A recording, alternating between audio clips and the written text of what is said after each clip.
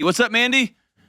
Hi, Dr. Delony. Thank you for taking my call. What's up? How are you? Great. Are you for real great, or are you just pretending to be great?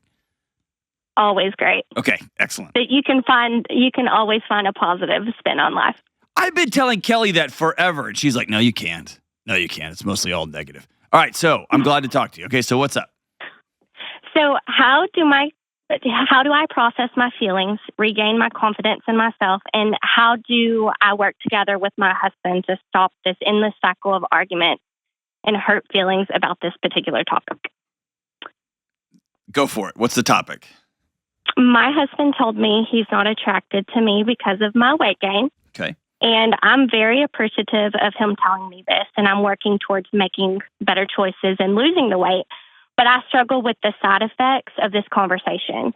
So each person's expectations to approach goals are different, and I want us to be on the same page. I know he loves me, but sometimes he's stuck not showing it or verbalizing it because he feels like I'm not getting the results he has set for me. So we're stuck in this endless cycle. Yeah.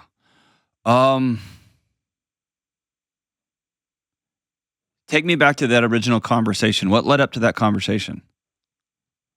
I have gained about 40 pounds due to medical reasons. Okay. And about a year and a half ago is when all of this started.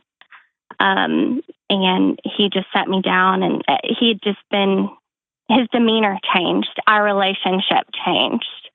And I knew something was off with us. We've been married 11 years. Okay. And it just didn't feel our normal. We're best friends. We're together all the time. And I just asked him, I said, what is wrong? We need to be open in our communication because that's very important to me. Mm-hmm. And constructive criticism is a good thing. And he laid it out and just said that the weight gain, like, that's just how he is designed. And it's just not attractive to him. Well, he needs to go learn about cultural competency because that's not, quote unquote, by design. But he's attracted how he's attracted, right? Is what it is. Absolutely. This is a sensitive topic. So do I have your permission just to kind of swan dive into this? Normally I would get to know you better and we would like build some rapport, but because of the way this time is, we can just jump right in. Is that cool? Yeah. Okay. Not always, but often when I'm talking to folks in his shoes, okay, and he's not on the phone to defend himself, the weight gain or the change in a person's shape or their quote-unquote attractiveness is often a part of a much bigger context. Meaning, the weight, the actual visual cue, right, I'm not attracted to and I used to be, is a place to put all of the burden onto. But almost always there's 1, 2, 3 or more years of, and I'm gonna use you because this is the call, okay? So tell me if I'm off. Of you feeling less secure about yourself, less playful, joyful, sensual, erotic, silly. And over time, those things that create desire in a 10-year-old, 9-year-old, 11-year-old marriage, right? Those things tend to go away. The little touches, I'm thinking about you, I'm going to make your coffee. Hey, what do you got going on this afternoon? And it's happening for him too, right? He's getting busy at work. This is when he's hitting his stride at work, right? Yes.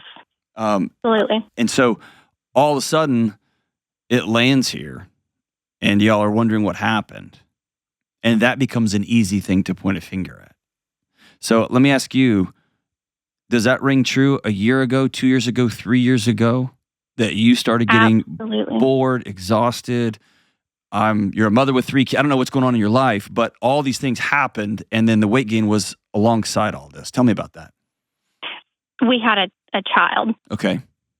So when this all transpired, we had a 1.5-year-old. Okay. And we were learning the challenges of that as well. So all of that rings true. Okay. And so how was life before you got pregnant? Incredible. Tell me about it. We had the same goals. We had the same desires. Our romantic life was amazing. We were selfish. We're kids. We didn't have the major responsibility of a child. Okay. It was wonderful. 10 out of 10.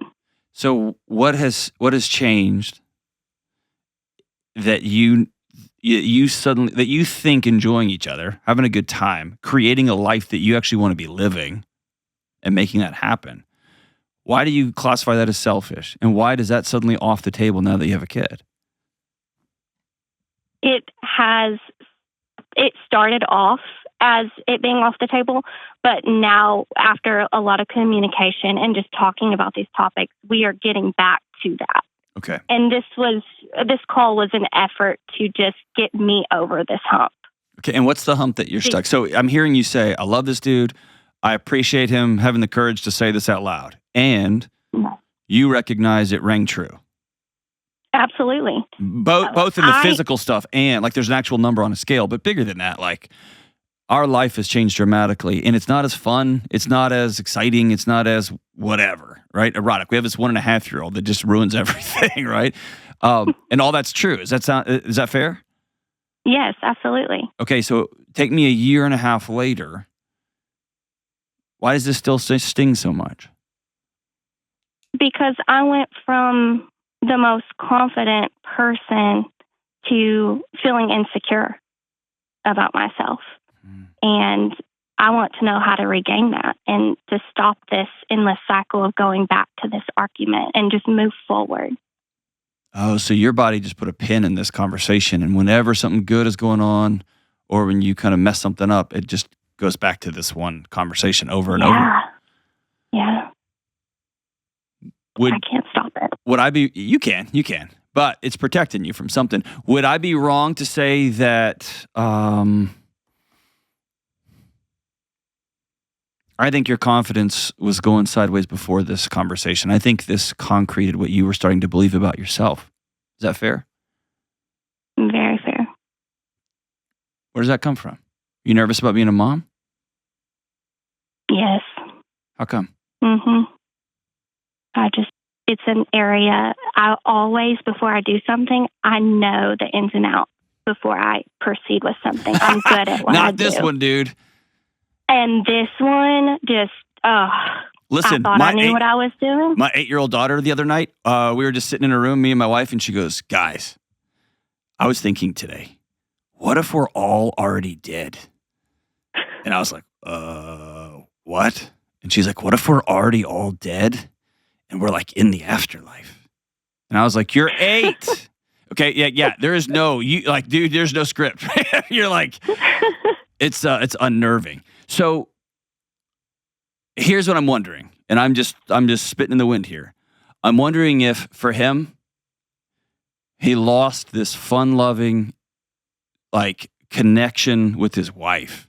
This woman y'all used to just hook up whenever you wanted to. Y'all had extra money to go out to eat. Y'all could do whatever you wanted.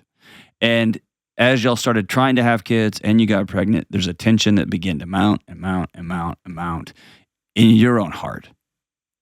And here he is a year and a half later, right? Of course, when you're pregnant, well, I'll say of course, some people's pregnancy gets off the rails sexually, but often things slow down and then you have a kid and then it slows way down and he is lost, disconnected from you. And it's right during this season because you have a human connected to you 24/7, 365.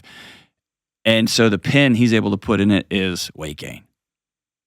But that number in my head right now, listening to you, represents he misses his wife, right? Yes. And this psychological loop, this lack of confidence, you keep going back to this conversation.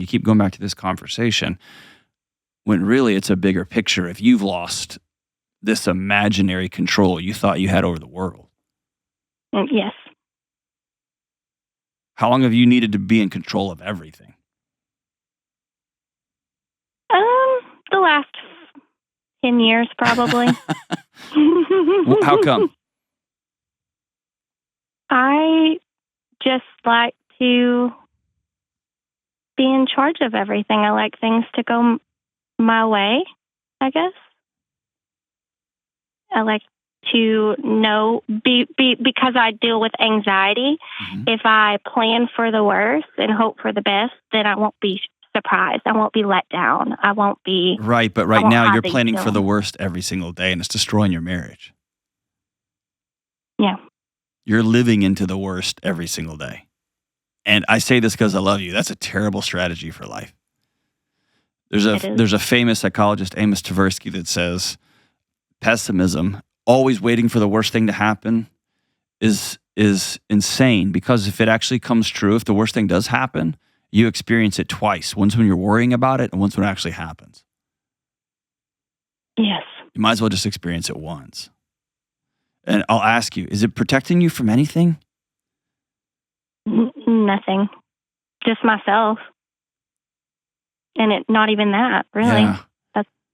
Most people find that when they turn off the pain part, the fear part, it also shuts off the joy part. And you find yourself hugging your kid, but you feel like there's a pillow between the two of you.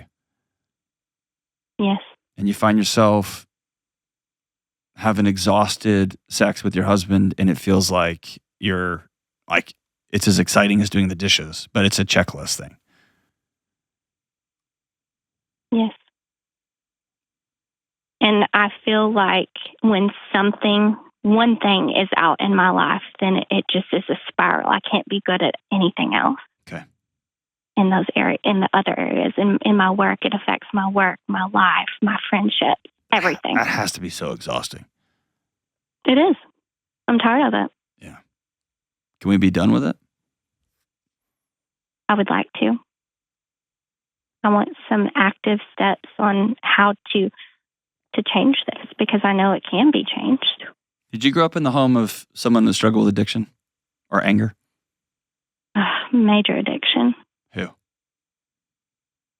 Drugs. No, who was it? My dad. Okay. Were you safe growing up? Yes, I was.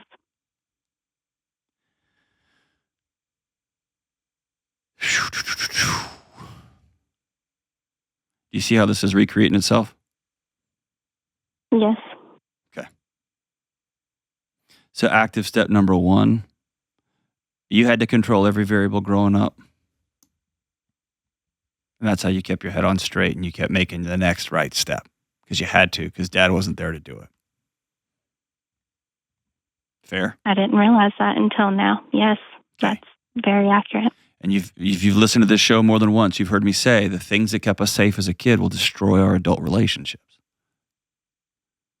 And so your need for control as a child was right. It was good. It kept you safe. And your need to hang on to every negative thing as an adult is sending your husband a clear message: I'm probably not going to tell you the truth anymore. It's sending you a message that this is all you'll ever be. This is all we're going to be. And it's just the way this is. Yeah. And so you have to decide, I am going to let go of this old identity. And I'm going to have to build something completely new from the ground up. And it's going to not be fun. And I'm telling you, on the other side of it, it will be amazing. And it feels like you're all by yourself, doesn't it? It does. Okay. I don't talk to anybody about this. I know, and it's killing you. And I say this not because you're not special. We're all special. But I didn't just pick addiction out of the air. Okay? That tells me that it's a common track that people in your situation find themselves. And they loop on one negative thing. And it could be a husband saying, hey, you've gained 40 pounds. I'm not attracted to you anymore, which actually is usually a contextualized statement, right? I miss us. I miss you. And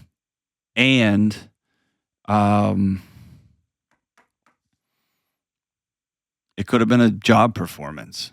I bet you've gotten a negative evaluation once in your career and you can't forget that either. Fair? Fair. You have to decide, I want to put that stuff down. Yeah. And that means you're going to have to risk getting hurt again. Is your husband a good guy? Amazing. I don't deserve him. Oh, yes, you do. Don't say that. Why do you say that? He's always lifting me up and pushing me to be better. Getting pushed kind of sucks sometimes, though, even when it's in a good direction, doesn't it? It does. Okay. So I want you to have the courage to tell him, I don't need you to push me anymore. I know. Here's what loving me today looks like. And you haven't told him what you needed in a long time, have you? I've been actively trying to do so. What's that? What does that mean? I've been making a special point weekly to be like, this is how I'm feeling, and this is what I'm needing for you to show me. Can I say something that's going to be controversial, but I think I'm right? Okay. I would not spend a ton of energy trusting your feelings right now. Okay. Your feelings tell you that he doesn't love you, or that love isn't supposed to be like this, or that motherhood was supposed to be different. And I don't feel like exercising, and I feel like just doing this. Does that sound right? Very. Okay. Right now, your feelings aren't giving you the best direction. That's why I want you to take some time to sit down and say, okay, I am a woman who is loved.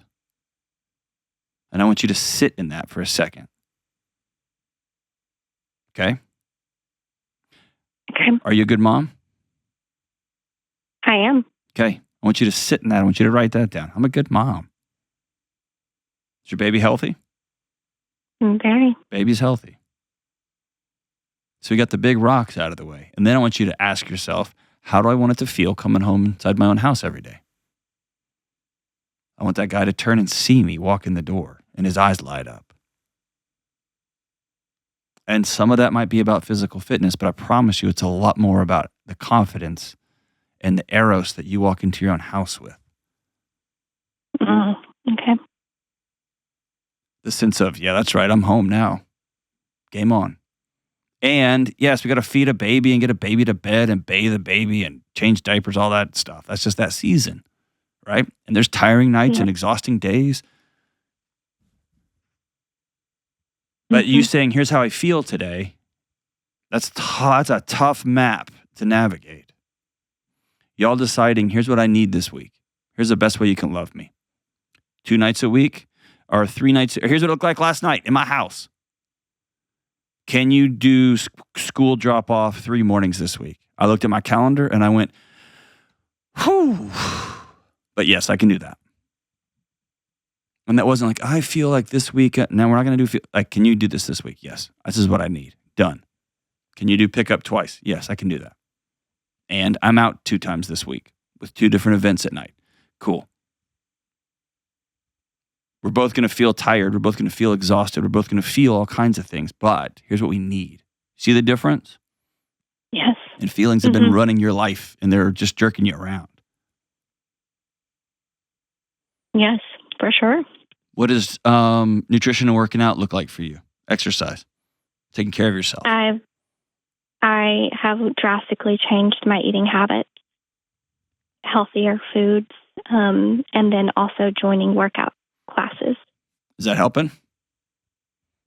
We're not seeing the results that I'm hoping for, but I'm also not doing it every single day. So often when somebody says the word drastic, I know it's going to crash. Because I've struggled with that my whole life. I want to correct it all right in a second. And drastic over the course of, I think I've progressively made better choices each year. Okay. Just because I'm pursuing a healthier diet, but it was a drastic change from how I grew up. Okay. There you go. Okay. So I'm going to do 2 things. I'm going to hook you up with my friend Dr. Lane Norton's app, the Carbon app, which is the best nutrition tracker there is for macros. It's the one I use in my house. It's one Andrew Huberman uses. It's one a bunch of us use. It's just the best there is. And you scan a barcode with a camera and it just puts the food in there for you and it helps you keep track. I have no affiliation for it. I don't get paid at all. It's just the best there is. Okay. And I like giving away my friends' stuff. I'm also going to send you my friends over at Mind Pump a workout for them. Okay. It's the best there is. Sometimes you go into some of these gyms and you do a class and the guy or the person riding the class is yelling at you and screaming at you. And it may be that what you need today is a 30-minute walk. Yeah. Okay. And if you go in the gym and you feel sore every day, you're not going to want to get up the next day. And then someone's going to be like, you're weak, suck it up. And then you have a kid that's screaming all night. And then you feel like a failure. And then your husband goes, why doesn't she love me? And now the whole loop starts over again. Yes, absolutely. Is that ringing true? Everything. Okay. So we're going to go slow and we're going to go gentle and you're going to be honest, not about feelings. Feelings are important. They're cool. You put those in your journal. But when you sit down with your husband, you say, here's what I need this week. I need 3 nights this week where I'm going to go for a 1-hour walk by myself. And I just made that number up. It might be a 10-minute walk. And I need you to do bath time. Well, the baby screams during bath time. Cool. Y'all figure it out. Okay. Perfect.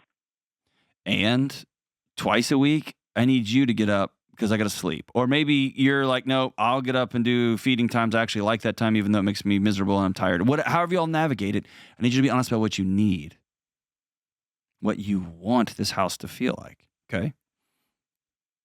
Okay. Is that fair? Yes. And then I want y'all to be very direct about becoming friends again, becoming romantic partners again, asking I'm going to send you all the questions for humans I got, okay? For couples. I'm going to send I think I got 2 or 3 decks of those. I want y'all just to start enjoying each other again. Intimacy starts way outside of the bathroom. Whoa. Outside of the bedroom. But I want y'all to begin enjoying being around each other again. Yes. Because if you don't like you, then he thinks he's screwed up and he doesn't like him, and then y'all aren't going to like each other. And then sex feels just awkward and forced, and there's a screaming. It just, ugh, right? Yes. So we're going to start dating again. Here's what y'all are doing. You're building a new marriage. Y'all have never been married and been parents. This is all brand new. And so now you get to rediscover each other. You're going to be into different things. He's going to be into different things. He's going to have to help out. You're going to get some help. Y'all are going to figure these things out together as you move down the track. I'm also going to send you Building a Non-Anxious Life. I want y'all to work through that book together. Everything, and I know you want some clear steps. I think there's a bigger picture going on here at your house. And so I've given you some tools to talk about, with nutrition and fitness. I've given you some things you can talk about at home together.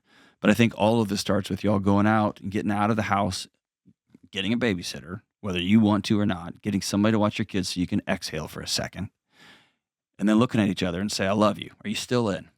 And him go, I love you. I'm still in. Cool. What do we want this house to feel like when you walk in, when I walk in? And let's just reverse engineer that and create that world for ourselves. And it's a pain and it's tough, and you're going to have to deal. You may want to talk to an Al-Anon group about being an adult now with your own kid, having grown up in the house of an addict. There's a lot of little twists and turns you can take here, but I want you to never forget y'all are doing this together. And just the simple math, if you exercise and you track, your weight will take care of itself, but I think there's a much bigger, your husband wants you to like yourself again. Because when you like you, then you like y'all. And when you like y'all, then you party. And he probably has some things he needs to work on. And it's time for you to be honest with him too. You're a good mom, and you are loved.